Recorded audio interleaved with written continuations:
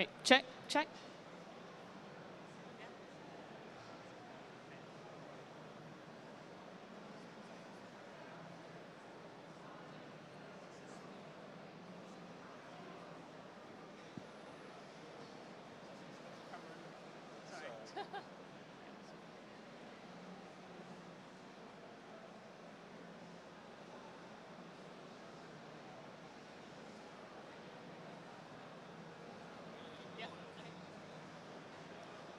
Hello everyone, welcome back to day 4 of the EGX Rezzed session stage. First up, we have Mat Kemp from Hadean talking all things cloud gaming. Take it away, Matt. Thank you. Hello everyone, thank you all for coming. My name is Mat Kemp, I'm a product manager at Hadean. I've been working in the gaming industry for about 15 years now. Completely my wife's fault that I work in the gaming industry. We used to play a game called Rezzed that I'm sure many of you have heard of together, and she found a job in the local newspaper. And she applied for it, didn't get the job, told me I had to apply for it, and being the dutiful husband I am, I did. Got the job, started working in player support, into community management, and spent the last 6 years working in product management. These are some of the games I've worked on over the years. Probably the most successful one is launching old school RuneScape to the public, which is absolutely brilliant. I now work for Hadean, and Hadean are a deep tech company. They specialise in doing really complicated computations in the cloud. Now, for example, if you've got a PC at home, you can ask it to do something really difficult. For example, work out pi to 3 billion decimal places. Now, most PCs won't be able to handle that. They'll crash, they'll blow up, they'll do lots of bad things. But what we do is we take a really difficult problem, we divide it up into lots of little problems, and then we distribute it around the cloud and use the resources in the cloud to solve that problem, and then bring the solution back together again. This has multiple uses. For example, the financial services industry, who would love to know how to make more money, so creating models to help them, or life sciences as well. If you can create a drug, use a computer program to understand what it will do to the human body, it allows you to bring drugs to market quicker and cheaper. But the most difficult computations that currently are happening are in the computer gaming industry. And so it made perfect sense to us to start looking at cloud gaming. So question number 1 is, what is cloud gaming? It is really simple. Normally you play a computer game, you download it, you install it on your PC, all the processing happens on your PC. With cloud gaming, the processing happens on a machine in the cloud. Now, when you want to actually interact with it, what you do is you have your mouse, you have your keyboard, you click a button, it then sends the information to the computer in the cloud, it then streams back that data to you so you can actually see what's happening. Now, the potential of this is really cool.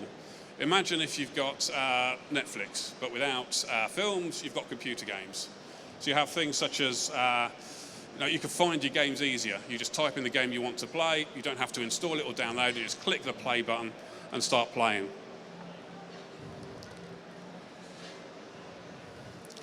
You don't even need a computer to run it off. You can run it off your phone, you can run it off your TV, you can run it off your PC you've already got. You don't need a high-powered computer to run high-powered games.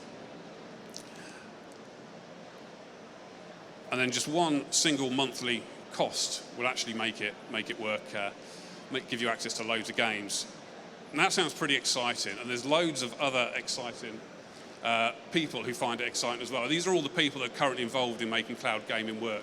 You've got people, Sony are up there, you've got Square Enix, you've got Apple, you've got Google, you've got Microsoft. Everybody wants to be a part of this, which begs the question of why aren't we playing games like this right now? Well, that's because it's not easy to do. If it was easy, it seems the ideal way of doing it. It's very difficult to be able to do this. The reason it's difficult is there's 2 key things. There's latency and there's bandwidth. Now, when you click a button on your computer, it has to send the information up to a cloud server that then has to process the information, stream the game back to your PC. In order to make that feel realistic, that's got to happen every 30 milliseconds. And that's really quick. Now, the speed of light is pretty quick, but it's not quick enough to make this easy to do. It's very, very complicated. And then we've got to think as well about how much data is being passed down to your PC and how quickly that data has to be dealt with. So there's 3 people who are offering this at the moment that I want to sort of dig into a bit more. There's Stadia, which is made by Google. They've got their cloud servers everywhere. They're currently offering a 4K gaming experience of 35 megabits per second. They don't have a lot of games on it yet, and there's a charge of about £9 a month, so that's pretty good. GeForce, they also have their own servers, and they're offering a 1080p service, about 25 megabits a second. But they've got loads and loads of games that are available, and it's a bit cheaper as well. Now, the problem with these two is it's all shared resources. So if you've got a load of people in one place who want to actually play games together on the cloud, then the servers have got to do more processing, and therefore there's going to be more latency involved. Now, Shadow have a different approach. They just have a computer online on the cloud, which is dedicated to you to do whatever you want to do with it. And that actually cuts down that latency a bit, but then you are paying for that. It is not a cheap thing to deal with. So there's other problems as well. So latency for online games. Because if you're running a game on the cloud and it's also an online multiplayer game, not only do you have to speak to your machine on the cloud, but you've also got to speak to all the other machines that's running the server as well. So you've got the time from your input to the cloud server, and the cloud server to the game server, and then back again. So again, latency becomes a problem, especially when you're talking about things like CSGO, where you need really, really low latency to be able to be any good at it, or at least that's what it also takes a while to make games as well. So we've all been there waiting for games to actually be delivered. I'm waiting for GTA 6, but it always takes a little bit of time to actually deliver. So that's one of the other problems. So at Hadean, we've got this technology where we are able to allow people to play games from all around the world together and keep the latency low.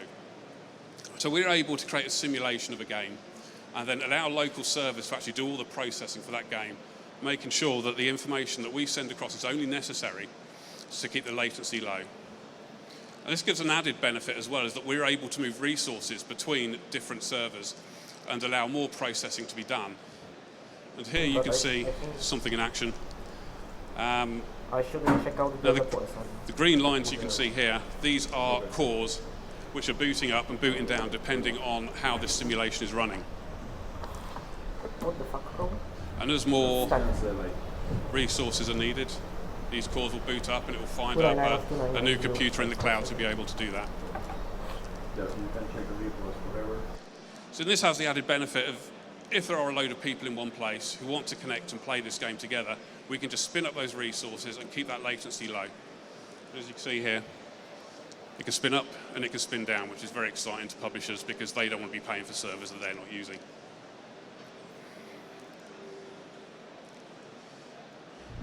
So we've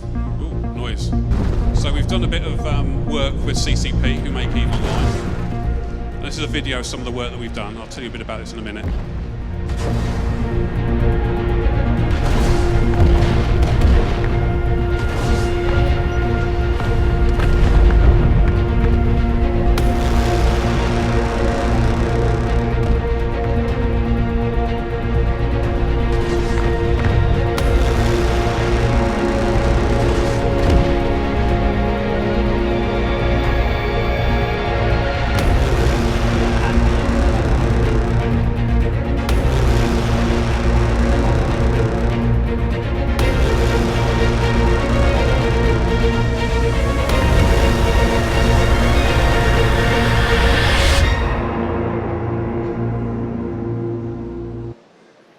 So CCP make EVE Online. This is one of the tests that we've done with them, where we got 3,000 of their players into the same single shard at the same time. With those 3,000 players, they were connected from 88 different countries. So we had people playing from South Africa, we're playing alongside people from America, from Russia to China to UK, all over the world. We're playing together on a single server with very low latency across the entire thing. We had 1.2 million missiles fired. Destruction is always good, so 20,000 ships were destroyed. We love that. And throughout the entire hour we ran this test, we processed about 250 gigabits of data. And when we're looking at the bandwidth for each individual player, that averaged out about 10 kilobits per second, which is incredibly low bandwidth needed, and that's what our technology can deliver. Now with this technology, there's a really bright future for online and cloud gaming. So one of the key things that we want to start looking at is how do you build a game on the cloud? So the infrastructure is already in place for you to build your game.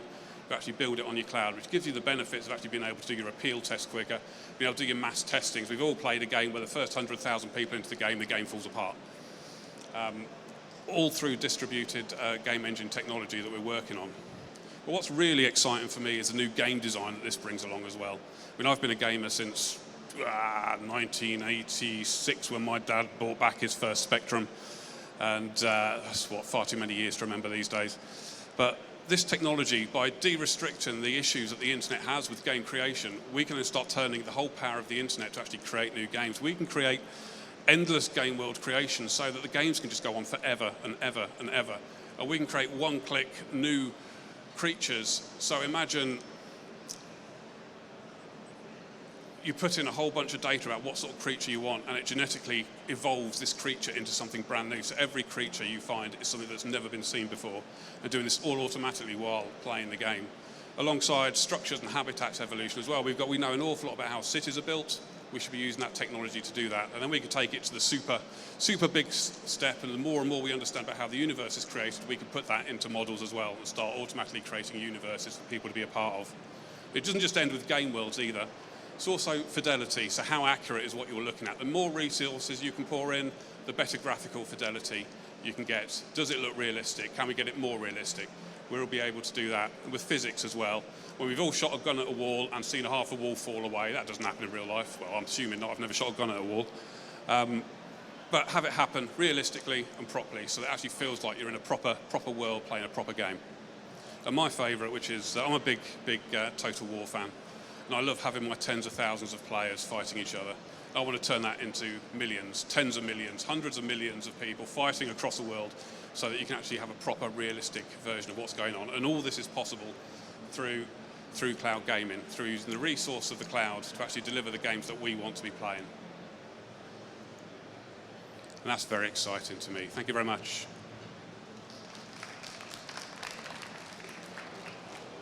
I think we've probably got some time for some questions from the audience, if anyone has any questions. Oh, okay. What are you guys hosting your platform on, AWS or Google Cloud, or you got something yourself set up? Sorry, I couldn't hear that. Said, what are you guys hosting your platform on? Is it AWS, Google Cloud? I mean, what are you running on? Are you hosting it yourselves? Currently, we're hosting it on Azure. We're moving to GCP, and we'll eventually get it on every platform that it can go onto, yeah, so we cross-platform.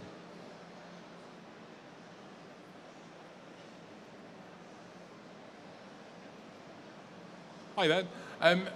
So is your solution, does it involve the game streaming that you get from Stadia at all? Or is yours more the kind of like processing the stuff on the server? Like kind of like Improbable Tech? Is it similar to your solution? Or? So it's processing and streaming. So the processing is done in a much more effective way, and the bits that are streamed are needed to be streamed. The idea is, again, no processing is done on your PC. However, if some of it can be done to make it even better, then that's, again, something else that will be doable. Cool. Thank you.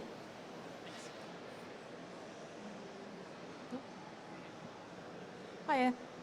How do you imagine cloud gaming being used for non-violent games? For what games, sorry? Non-violent. You talked all about guns. I mean, if I go back right to the very beginning where we're talking about solving difficult problems like pi to however many billions decimal places it is, that's exactly the sort of thing. Super hard puzzles with super lots of different processes that need to happen. I mean, it'll work for as good for non-violent games as for violent ones. Any more questions? All right. Please give Matt a round of applause, and thanks for coming. Thank you.